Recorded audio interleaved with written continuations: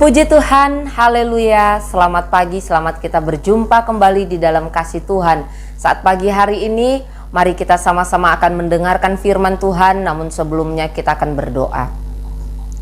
Bapa yang baik, saat pagi hari ini kami bersyukur, berterima kasih buat kasih karunia-Mu dalam hidup kami. Engkau masih memberi kami kekuatan, kesempatan melangkah di sepanjang hari ini. Namun sebelumnya kami mendasari hati kami dengan firman-Mu. Terpujilah Engkau kekal selamanya Tuhan. Dalam nama Yesus kami berdoa. Haleluya. Amin. Puji nama Tuhan. Saat pagi hari ini kita akan belajar bersama-sama kebenaran firman Tuhan yang saya ambil dari 2 Raja-Raja pasalnya yang keempat, mulai dari ayatnya yang ke-13 sampai ayatnya yang ke-37. Tetapi kita hanya akan membaca ayat 8 dan ayat 13. 2 Raja-Raja 4 ayat 8 dan ayat 13, demikian firman Tuhan. Pada suatu hari Elisa pergi ke Sunem.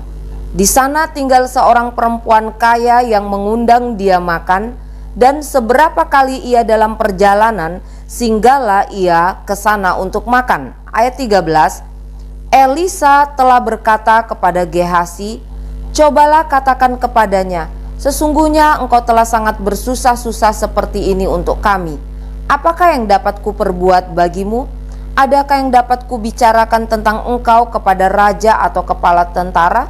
Jawab perempuan itu, aku ini tinggal di tengah-tengah kaumku. Amin. Puji Tuhan, firman Tuhan saat pagi hari ini saya beri judul Teladan dari Perempuan Sunem. Sekali lagi judul firman Tuhan pagi hari ini adalah Teladan dari Perempuan Sunem. Hari ini bangsa Indonesia yang besar memperingati Hari Kartini. Kartini adalah seorang tokoh wanita emansipasi wanita Indonesia. Kartini adalah sosok perempuan yang membela hak-hak perempuan Indonesia. Sehingga tidak ada salahnya kalau saat pagi hari ini kita belajar firman Tuhan dari perempuan yang ada di dalam Alkitab. Sunem sendiri bukan nama orang, melainkan adalah nama sebuah tempat yang ada di daerah Isakar dekat Yisrael. Firman Allah mencatat bahwa perempuan Sunem ini adalah perempuan yang kaya. Terjemahan lama memakai kata perempuan bangsawan. Tetapi kita melihat di dalam firman Tuhan saat ini, sekalipun perempuan Sunem ini dicatat oleh firman Tuhan sebagai perempuan yang kaya, perempuan yang terhormat, ya. Tetapi ada teladan yang akan kita pelajari lewat ayat-ayat ini. Teladan yang pertama kita belajar lewat kebenaran firman Tuhan, memberikan yang terbaik untuk Tuhan. Sekali lagi, yang pertama adalah memberikan yang terbaik untuk Tuhan. Firman Allah berkata di dalam 2 Raja-Raja 4 ayatnya yang ke-8, pada suatu hari Elisa pergi ke Sunem. Di sana tinggal seorang perempuan kaya yang mengundang dia makan, dan seberapa kali ia dalam perjalanan, singgahlah ia ke sana untuk makan. Sekali lagi, perempuan Sunem ini adalah perempuan yang kaya, perempuan yang terhormat di daerahnya. Sekalipun perempuan Sunem ini kaya dan terhormat, namun kekayaan dan kehormatannya tidak membuat dia gengsi untuk apa? Untuk mengambil bagian dalam pelayanan, untuk melayani Tuhan, untuk terlibat di dalam sebuah pelayanan. Ia sering mengundang Nabi Elisa datang ke rumahnya ketika Nabi Elisa ini melayani di daerahnya. Firman Allah berkata demikian, dan firman Allah pun berkata secara khusus perempuan Sunem ini membangun kamar untuk siapa? Untuk Nabi Elisa.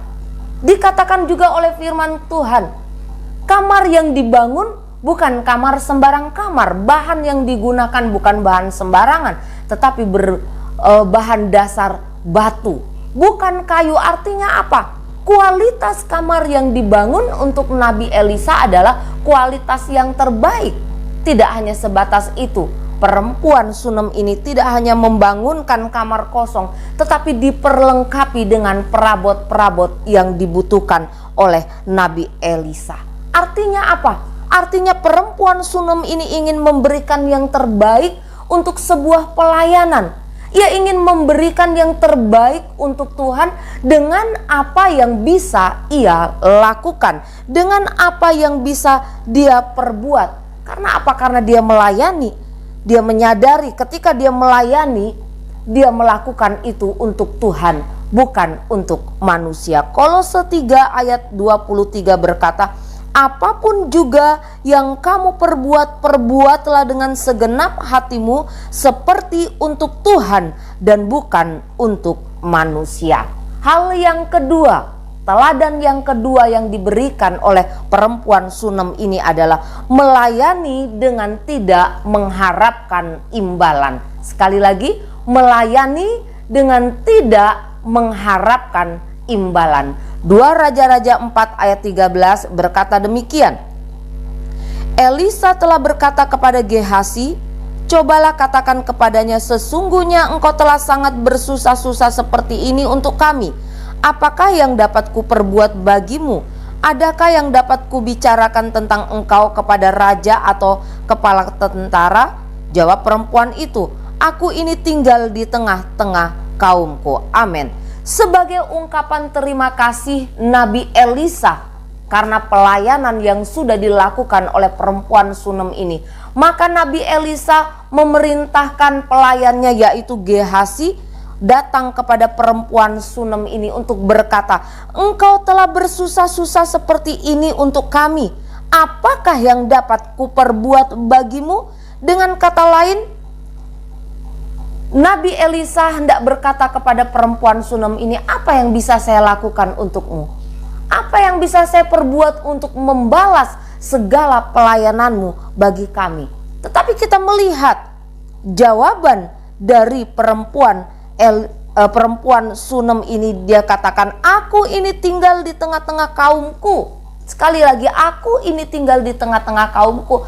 Artinya apa? Ketika ia berada di tengah-tengah kaumnya, segala sesuatu yang dia butuhkan ada, segala sesuatu dia punya. Artinya dia tidak membutuhkan apa-apa lagi. Sekalipun kalau kita membaca di dalam ayat-ayat ini, sebenarnya perempuan Sunem ini memiliki kebutuhan, yaitu keturunan. Perempuan Sunem ini tidak memiliki anak, dia belum memiliki keturunan, tetapi perempuan Sunem ini tidak mau mencari keuntungan dari pelayanan yang dia kerjakan.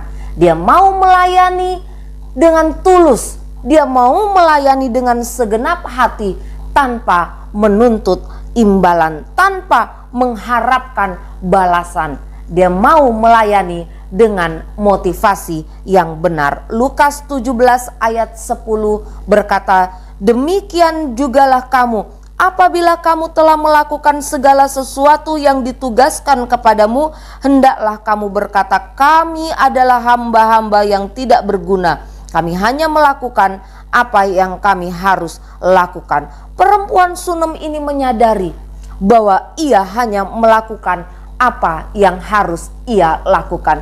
Ia tidak mau mengambil kesempatan di balik pelayanannya. Ia tidak mau mengambil keuntungan di balik apa yang dia lakukan. Sebagai perempuan yang telah ditebus, ya, sebagai orang-orang percaya, lewat kehidupan perempuan Sunem ini kita belajar. Mari kita belajar memberikan yang terbaik untuk Tuhan.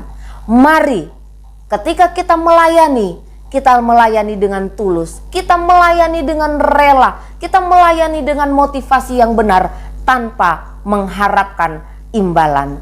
Amin. Puji nama Tuhan.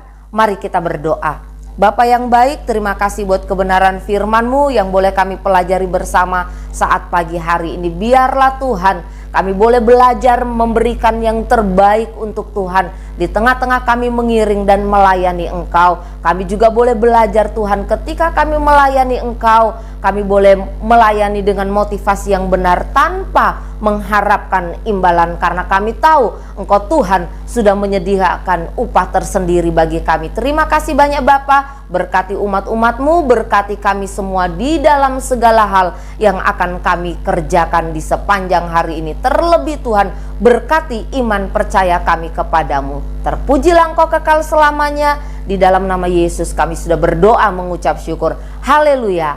Amin. Puji Tuhan, selamat pagi dan Tuhan Yesus memberkati kita. Amin.